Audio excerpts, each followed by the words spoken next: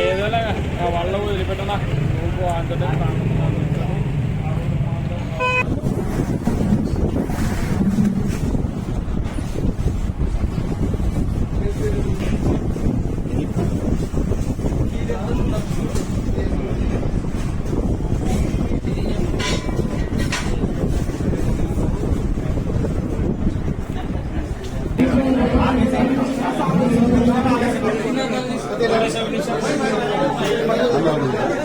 आराम में मोबाइल कितने बैठा रही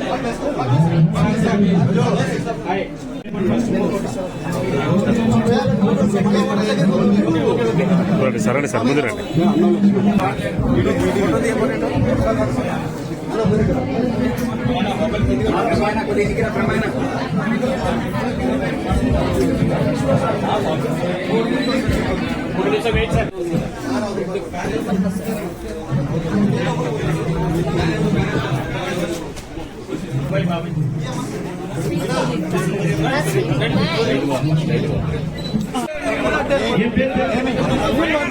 Shekhar van driver Shekhar vehicle దగ్గరికి వెళ్ళండి.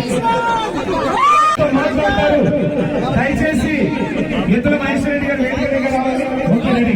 ఇప్పుడు సుమన్ గారితో మాట్లాడించే కార్యక్రమం ముందుకు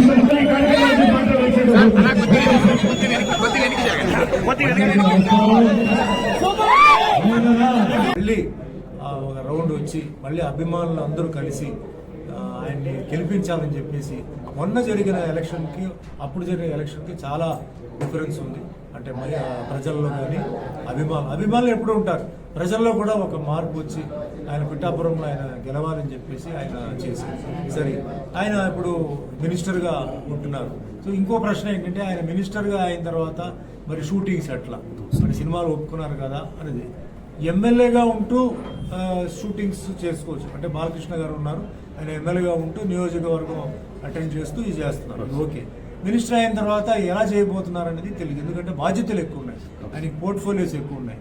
సో అది ఆయన ఇష్టం, ఆయన ఎట్లా చేస్తారు. ఎందుకంటే మెయిన్గా ఇచ్చిన పోర్ట్ఫోలియోస్కి న్యాయం చేయాలి, ప్రజలకి ఆయన న్యాయం చేయాలి, గవర్నమెంట్ ఎటువంటి తప్పు రాకూడదు, ఎటువంటి ఆయన మీద బ్లేమ్ రాకూడదు. ఎందుకంటే పాలిటిక్స్ అనేది నేమ్ ఉంది, ఫేమ్ ఉంది, బ్లేమ్ ఉందండి. దీని ముందు నుంచి నేను చూస్తున్నాను.